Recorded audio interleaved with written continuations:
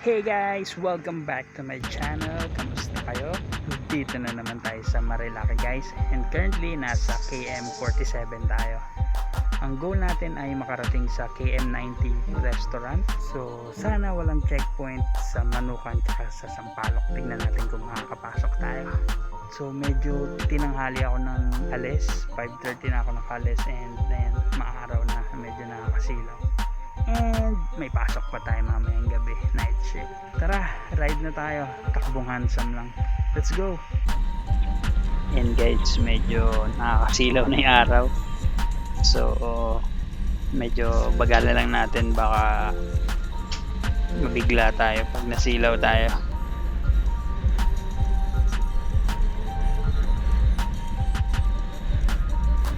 Ayan, welcome to Tanay. Dito na ulit tayo sa Tanay.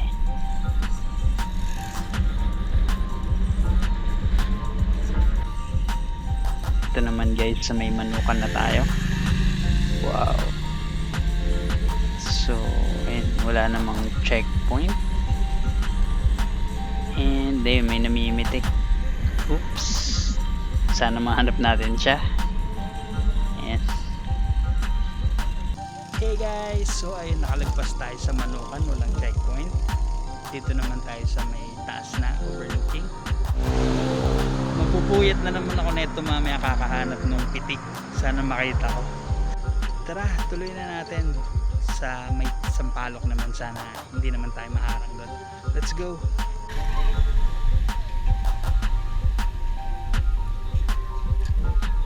Sir, KM90. Thank you. Yun no, nakalusot tayo guys. So medyo maluwag na talaga sila. And nakabook naman tayo sa KM90. So first time ko rin dito. Let's go. Let's ride.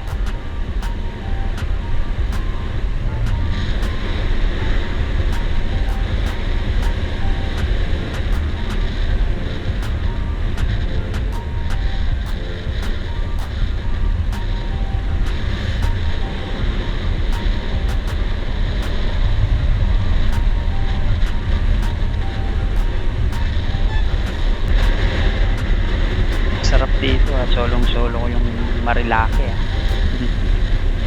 Sarap.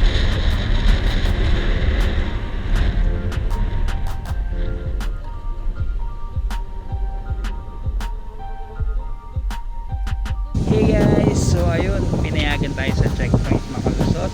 Pupunta kayo guys, i-inform nyo yung restaurant or park para bigyan kayo ng parang booking. And yun yung pakita nyo sa checkpoint in case hanapin. Medyo nagugutom na ako, 8:13 na pa ako nag-breakfast. Tara, tuloy na tayo. Let's go. Yun, ang ganda talaga dito, ang payapa lang, chill ride lang.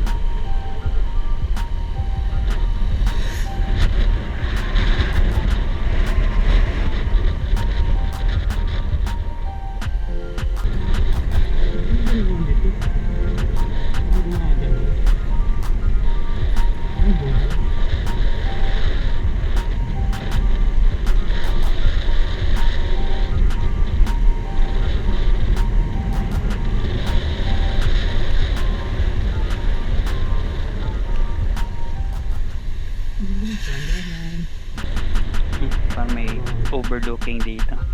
Tara, check natin. Hey guys, so ay nandito na tayo sa KM84.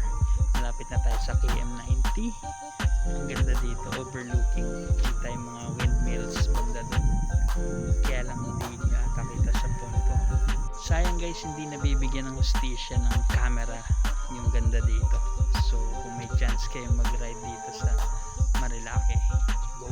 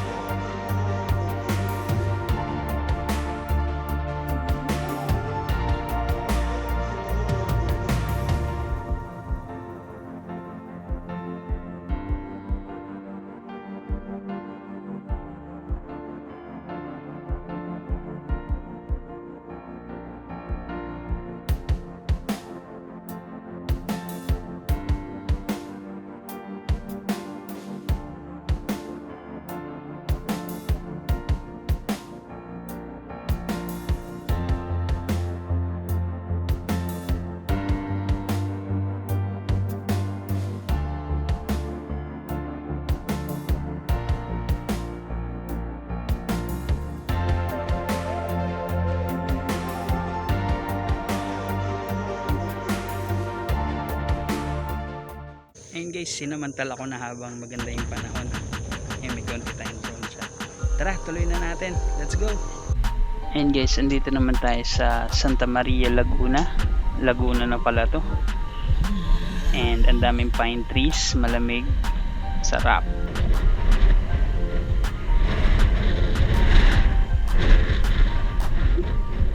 Ayun na guys yung arko ng Welcome to Infanta. So ang bilis lang natin. Sure tayo dyan mamaya.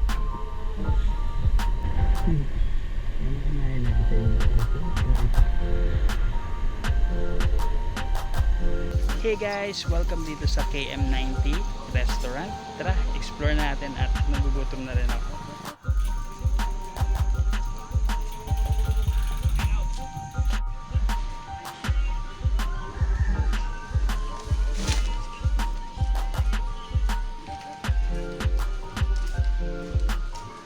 So, siya muna yung tropa ko ngayon guys. Si King Kong. Tara, ikot-ikot tayo dito.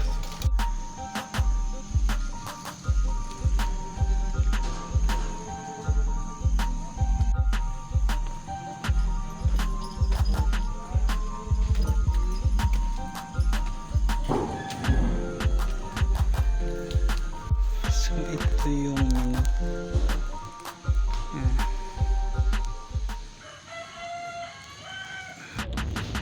So ito yung loob ng KM90 restaurant. Mga upuan. And Paskong-Pasko na sila dito guys.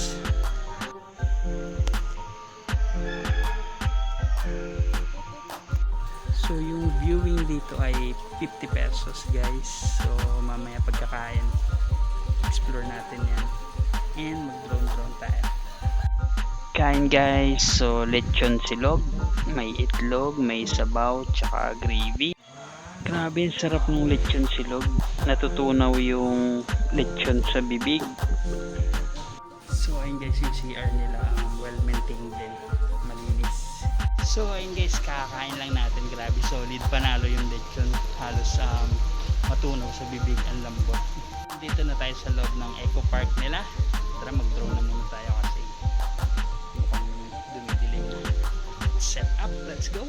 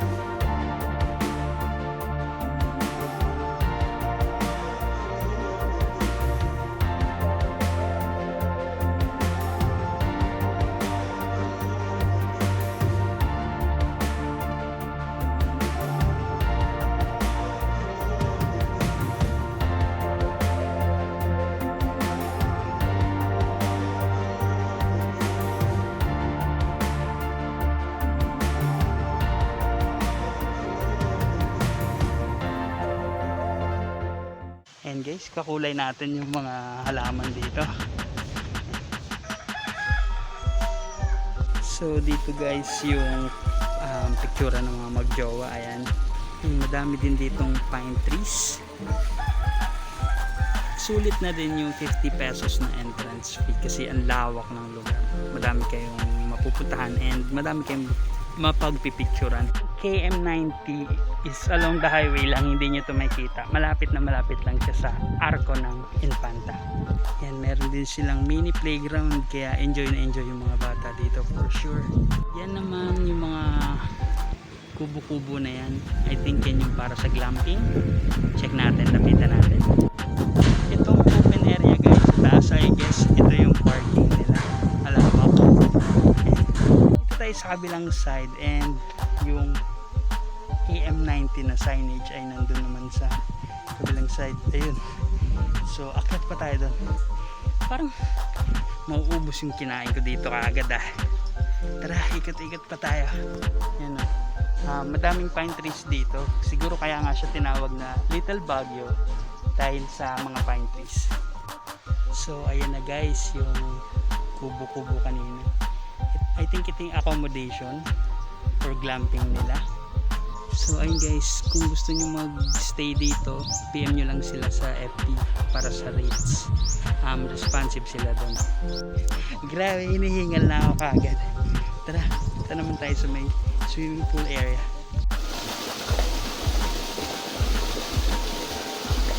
So andito tayo ngayon guys sa pool area nila. Meron silang tatlong swimming pool, isang pang adult and dalawang pang bata. So ngayon under maintenance siya. Well, di naman tayo maliligo, so okay lang din. And di wala yung entrance niya, so pag mag swimming kayo 200. And para sa complete and updated rates, message nyo lang sila sa FB, ang bilis nila mag-reply. Ayun guys, andito na tayo sa pond area and may bisita tayo. Hello. So ayun, aakitin na natin yung KM90 na signage. Medyo mataas siya, tignan natin. Tara, let's go.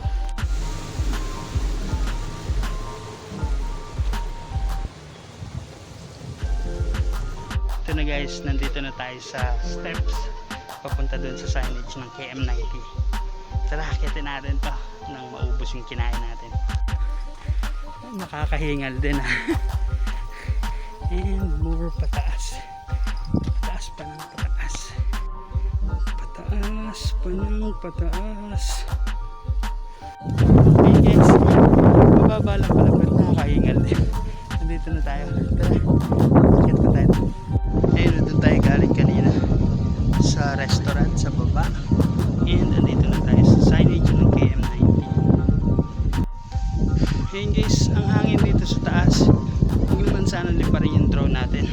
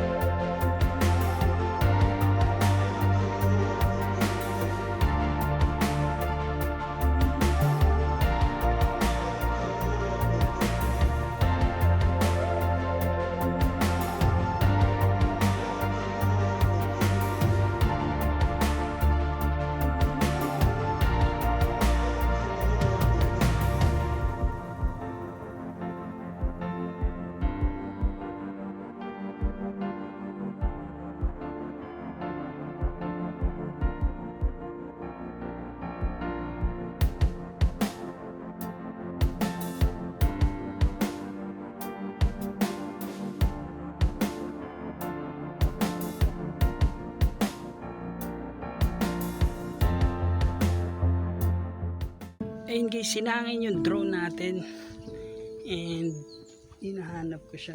Tinutulungan ako ng ibang locals dito, so hopefully mahanap natin siya. So ito guys, nandito na tayo sa loob ng isang property. Tinatry natin hanapin.